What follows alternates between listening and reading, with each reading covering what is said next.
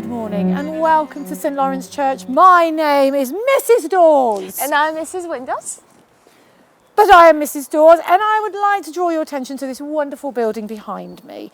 It has been here for an incredibly long time, the time of Penda, who was king of Mercia from 622 to 655 AD. Now, it was bought so St Chad could be Bishop of the Midlands by the time King Offa began his reign.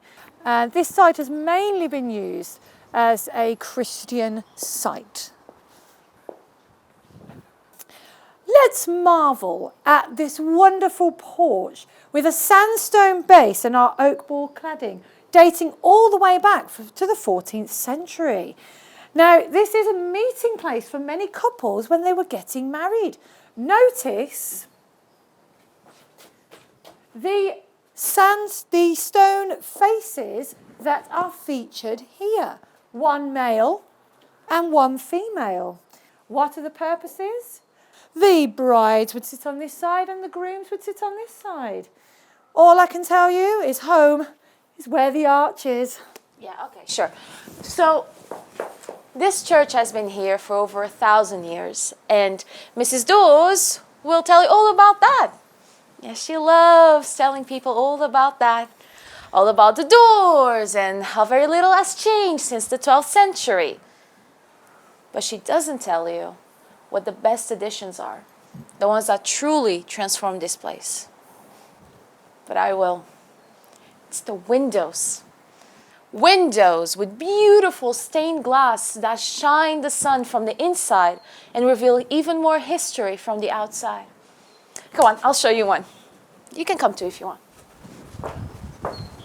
Now here we have our first window. Now this is a single lancet window with a typical Y shape in the middle. This is a very predominant decorative style window from the 14th century, which is over 600 years old. Kind of like you actually. When the church was first built, they used a very particular type of stone called sandstone because it was quarried locally. But when the church was rebuilt, they had to use a different type. It was called Holliston sandstone. And you can see the subtle differences in the walls. Yeah, look closely, it's there. In addition, we have the buttresses. These are here to keep the aisle from pulling away from the nave. But these are not the original ones. They are hidden underneath the new work. But if you want an example of the old ones, you've got an original one just over there. Do you want to go see it? No? Okay. Yes, that's very well and good, pointing out what is there, but I'm going to show you something that is not there. Come this way.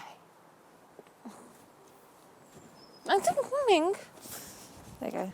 Now here we have the lost chapel. If you look here on the right side of the south aisle, behind the drain pipe, you can see evidence dating back to the old arch from the 13th century. Isn't that fascinating? And if I draw your attention here, you will see the trifoil head priest door. Now this was used as a private entrance for the clergy. Hello, I'm just popping in from the 21st century because I've never been able to use this trifoil head door, and this is why. It's blocked up on the inside of the church. Mrs. Dawes will be disappointed, and I wonder what Mrs. Windows will think of that. Ooh, that is boring. I'll show you something really worth looking at. Things are not there. And, ow! Now this is the biggest window in our church. It's a triple lancet window with beautiful stained glass windows that shine the morning sun in the inside.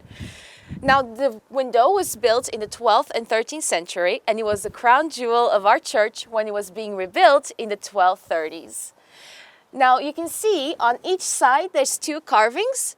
Those are believed to be the heads of a queen and a king, but sadly they're being worn out. You can see it, right? Yeah. Actually, speaking of things that can't be seen, if you can show them things that are not there, I can do that too. Just come with me, come with me. Come with me. Just come.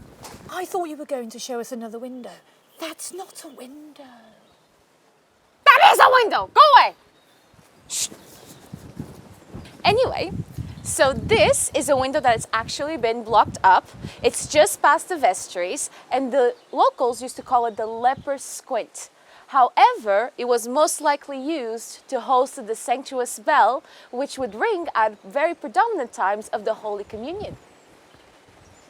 Oh, let's go around the other way because I want to show you the tower. Now here we have an example of a single lancet window. You can see here, this is the transition from the Norman style to the English style. And over here, you can see two carvings on each side. Those are believed to be fox heads, which were put here when the church was first built. That's fun, isn't it? Riveting. This magnificent door. No, we don't have time for doors. We're talking about windows. So actually, we're going to be talking about these two niches right over here. Now, sadly, they now sit empty, but they used to host holy figures and statues. Oh, and right up to the top, you can see on the second battlement, that's where St. Lawrence's great iron is. I will tell you the story, but it's a bit gruesome. Shall we move on? Please do. Now, the tower itself was built in the 12th and 13th century, with the top bit being added in the 15th century. Now, right up to the top, do you see those two windows over there?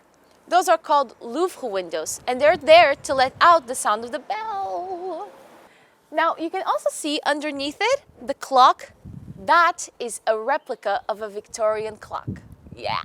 And on the top, there is a weather vane that was put there in 1984, which makes it the youngest part of our church. Well, we're going to my favourite part now. I'm going to feed the birds. Would you like to feed the birds?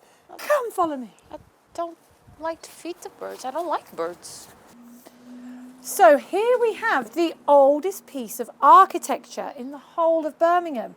This is our Norman door, not built by Norman, but in the Norman times. Notice the rounded top and the dripstone moulding. Now that is to deflect the rainwater. I mentioned I'm going to feed the birds. Do you see the birds? Take a closer look. Notice the peaks. Those are called the bird heads.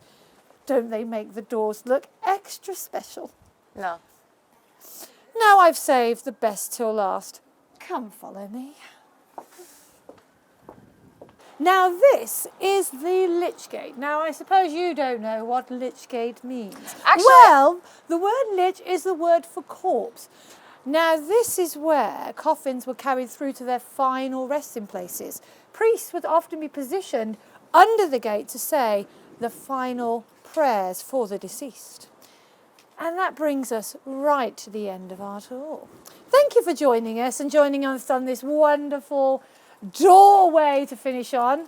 And then the windows, they're important too. Mainly the doors. The windows. Doors. Windows. Doors. Windows. Doors. Windows. Doors. Windows. Okay, bye now.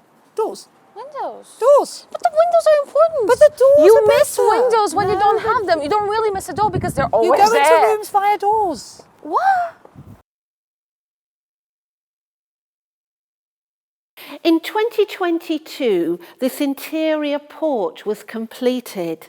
It's helping us improve our welcome by keeping the wooden door open as much as possible and enabling people to come and look inside the church even when it is locked. It's also reducing our carbon footprint and helping us to keep us warm when we're worshipping God in this ancient drafty church. So, windows indoors. Mrs. Windows, Mrs. Doors, I think it's a draw.